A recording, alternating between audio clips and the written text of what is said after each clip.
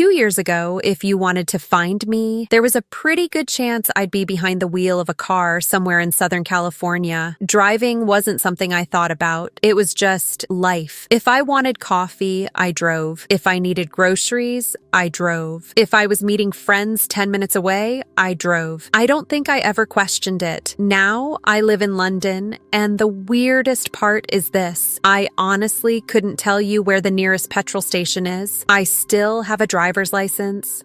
I still like cars. I'm not one of those people who suddenly decided driving is bad. And it's not because nobody drives here. Millions of people do. But somehow, without ever making a big decision, I just stopped. It didn't happen overnight. There wasn't a dramatic moment where I threw my car keys into the Thames or announced I was embracing a new lifestyle. In fact, when I first moved here, I assumed I'd eventually buy a car. That seemed inevitable. Instead, something much stranger happened. A few months passed, and I realized I wasn't borrowing cars. I wasn't renting them. I wasn't even thinking about them. One day it hit me that weeks had gone by without the question, should I drive? That sounds like a personal choice, but the longer I've lived here, the less I think it actually was, because I don't think London convinced me to stop driving. I think London quietly changed what made sense.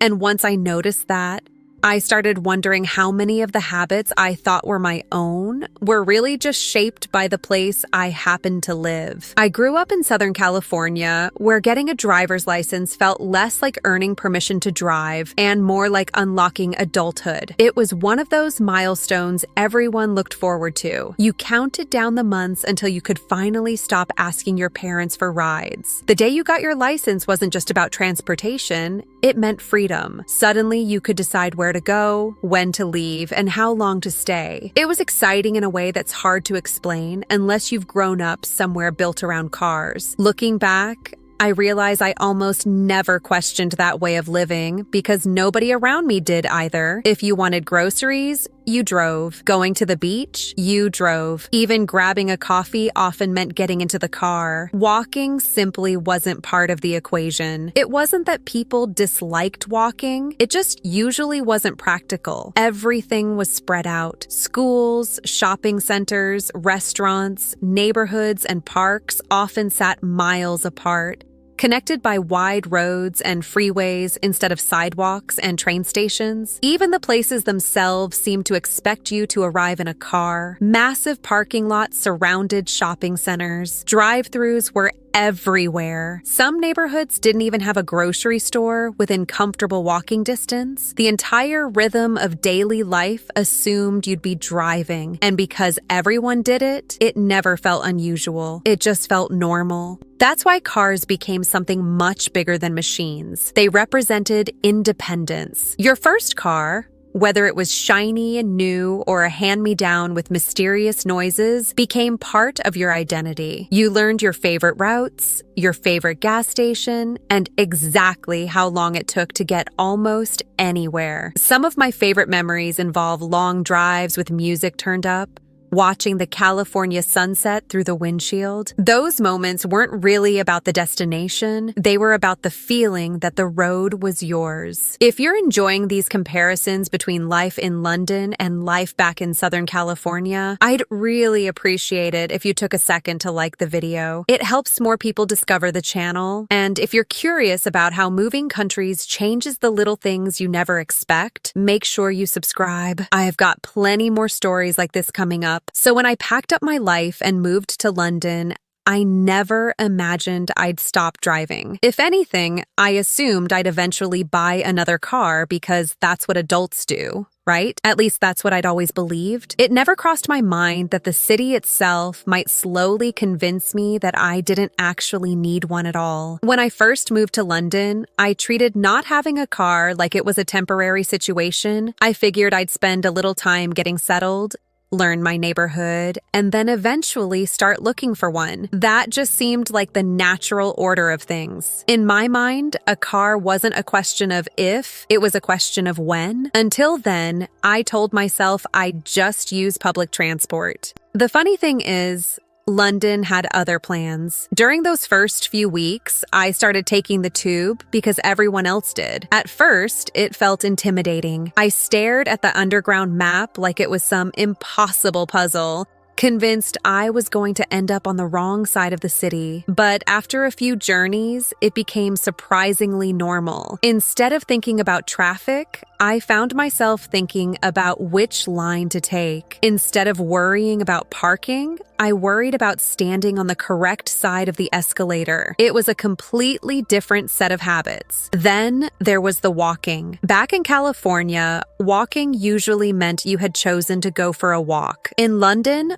walking is simply how you get somewhere. You walk to the tube, you walk from the tube, you stop at a bakery on the way home, pop into a small grocery store, maybe grab a coffee, and suddenly you've finished 3 errands without ever planning a special trip. One of my first mistakes was buying far too many groceries because I'd completely forgotten that I was the one carrying them home. That was a very quick lesson. Something else surprised me too. My friends never asked, "Where should we park?" They'd say, "Let's meet outside the station," as if that were the most obvious thing in the world. Buses showed up every few minutes.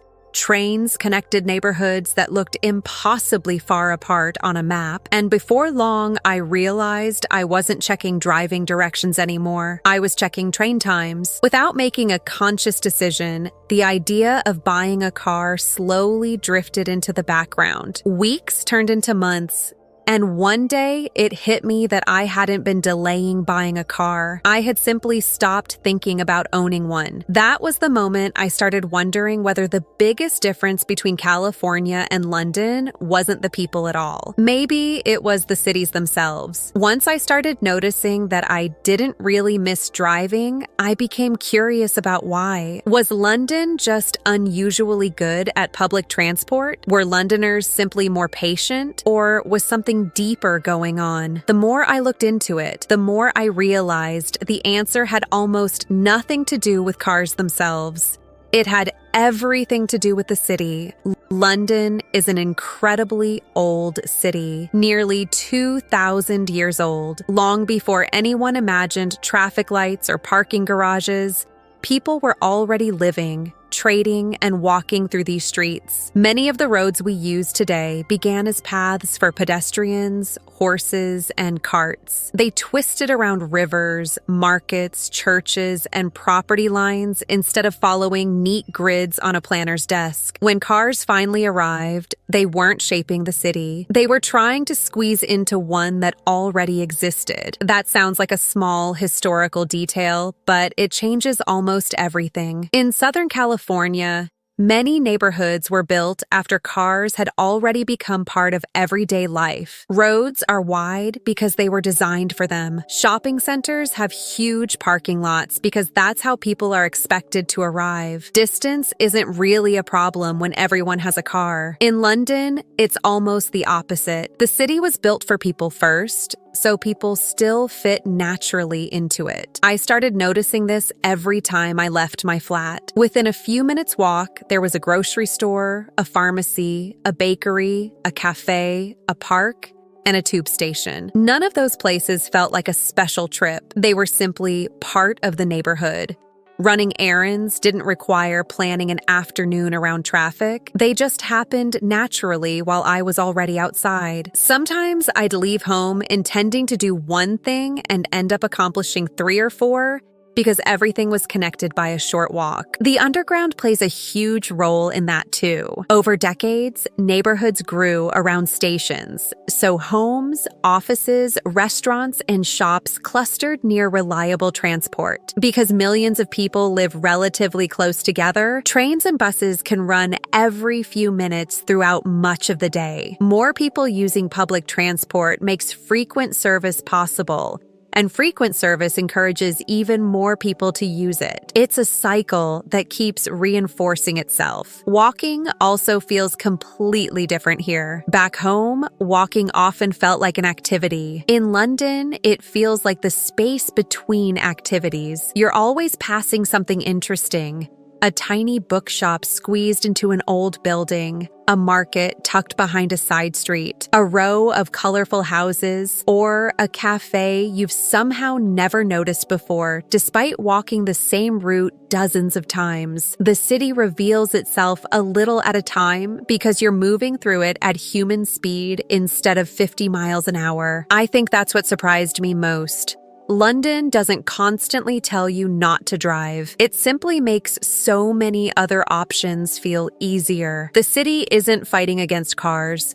It's quietly reminding you that it was never designed around them in the first place. And once I understood that, it suddenly made perfect sense why buying a car had slowly slipped from the center of my plans to the very edge of my mind. Of course, even after realizing how walkable London is, part of me still thought, okay, but wouldn't it be nice to have a car anyway? That's the Southern Californian in me talking. Having a car always felt like having options. Even if you didn't use it every day, it was there when you needed it. But the more I looked into actually owning one in London, the more I realized the math just didn't add up. The first thing that surprised me was parking. In California, parking is something you almost expect to find. In London, it feels more like something you have to earn. Many streets have resident permits, time restrictions, or limited spaces. And if you live in a small flat like I do, there's no garage waiting downstairs. Suddenly, owning a car isn't just about buying one. You also have to figure out where it's going to live. It's funny when you think about it.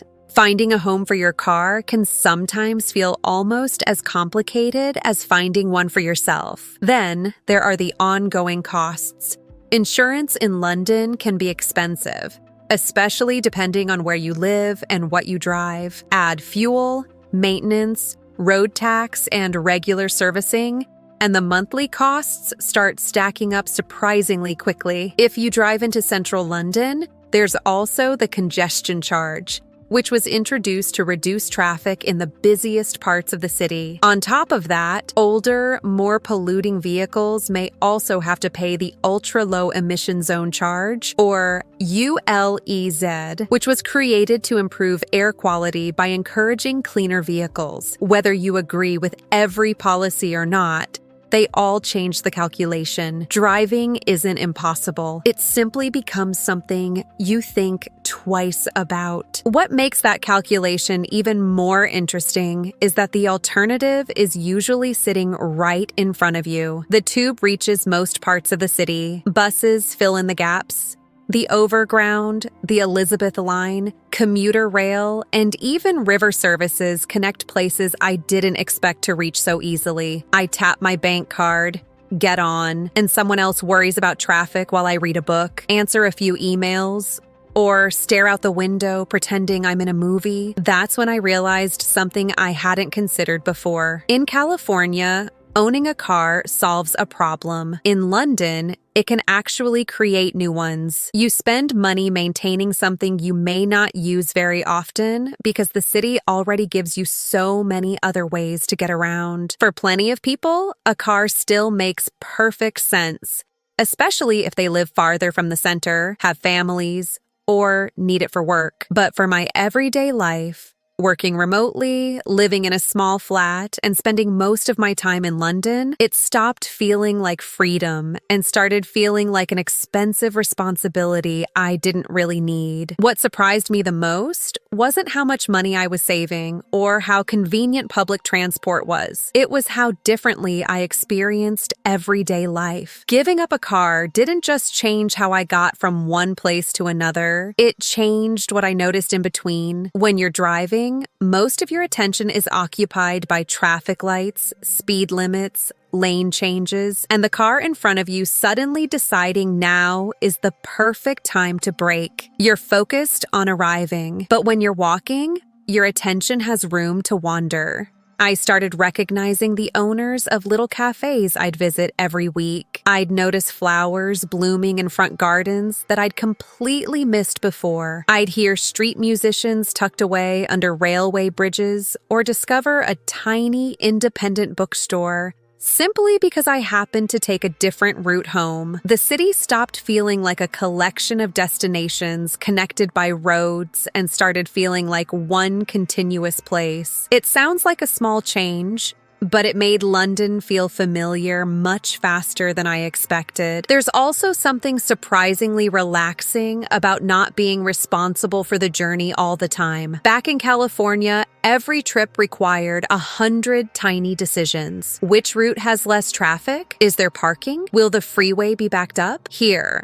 I tap into the tube, find a seat if I'm lucky, and my biggest decision is usually whether to listen to a podcast or continue the book I've been pretending I'll finish for the last 6 months. My commute stopped being time I had to get through and became time I could actually use. Walking also quietly changed my routine in ways I never planned. Without thinking about it, I started moving more every day. Not because I suddenly became a fitness enthusiast, I definitely didn't, but because walking was simply built into life. I'd walk to the station, walk to the grocery store, walk to meet friends, and by the end of the day, I'd covered far more ground than I ever did when every errand involved a car. Exercise wasn't something I had to schedule anymore. It was just part of existing. I also noticed something about the people around me. On public transport, you'll see students sitting next to lawyers, tourists next to construction workers, and business executives standing shoulder to shoulder with everyone else during rush hour. Walking through neighborhoods means passing the same shopkeepers, dog walkers, parents dropping their kids off at school, and people having coffee outside local cafes. You don't necessarily become friends with these people, but you start recognizing them. They become familiar faces, and somehow that makes a city of millions feel a little smaller. Looking back, I don't think I consciously decided to become someone who walks everywhere. My environment simply rewarded that behavior over and over again until it became automatic. That's what fascinates me most. We often think our habits are entirely our own, but so many of them are quietly shaped by the places we live. I didn't wake up one morning and reinvent my identity. London slowly changed my daily routine, and somewhere along the way, that routine changed me. The funny thing is, I don't think my idea of freedom disappeared when I moved to London. I think it changed shape. Growing up in Southern California, freedom meant having a car parked outside. It meant deciding on a Friday afternoon that you wanted to drive to the beach, visit a friend across town, or take a spontaneous road trip without checking a train timetable. In a place where everything is spread out, a car isn't just convenient, it's what makes that kind of freedom possible. It would be unfair to ignore that. Southern California has incredible places to explore, and many of them simply aren't practical to reach without driving. London offers a different version of freedom. Here, I can leave my flat with no real plan, knowing that almost everything I need is within walking distance or a short journey on public transport. I don't think about fuel prices before going out. I don't wonder whether I'll find parking. If I decide to meet a friend across the city, I usually just tap my card at the station and go. The freedom isn't in owning the vehicle.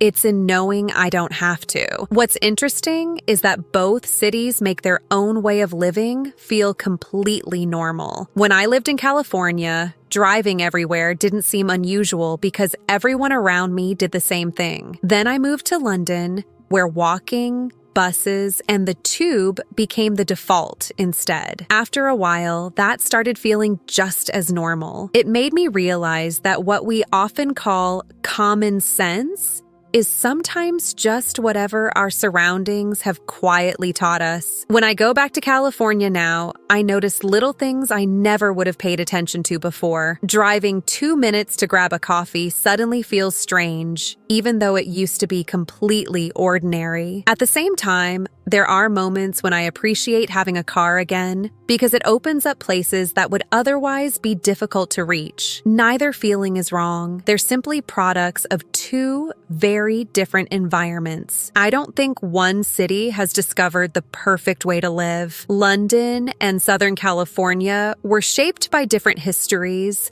different geography, and different priorities, So naturally, they encouraged different habits. What surprised me wasn't that the cities were different. It was how quickly I changed with them. Somewhere along the way, I stopped thinking of freedom as owning a car and started thinking of it as having a city that lets me live well without needing one. When I first moved to London, I thought the biggest adjustment would be learning a new culture, getting used to British expressions, or figuring out why everyone seemed so calm about standing in the rain. I never imagined that one of the biggest changes would be something as ordinary as how I got from one place to another. But looking back, I don't think this story was ever really about driving. It was about discovering how much our surroundings quietly shape our lives. We like to think our routines are purely personal choices, that we drive because we prefer driving, or walk because we enjoy walking. But now, I'm not so sure it's that simple. If your city makes one option easier, cheaper, faster, and more convenient every single day, eventually that option stops feeling like a decision at all. It simply becomes your normal. That's what happened to me. I didn't wake up one morning and decide to become someone who doesn't own a car. I never made some dramatic lifestyle change. Instead, London kept gently nudging me in the same direction. Every short walk to the grocery store, every tube journey where I could read instead of watching traffic, every evening I met friends without worrying about parking, it all added up so gradually that I barely noticed it happening. And that's the part I find most fascinating. I thought moving to another country would teach me about British culture. It did, but it also taught me something about myself. So many habits I thought reflected my personality were actually responses to the environment I'd grown up in. Change the environment, and some of those habits quietly changed too. I opened this video by saying that I couldn't tell you where the nearest petrol station is anymore. The truth is,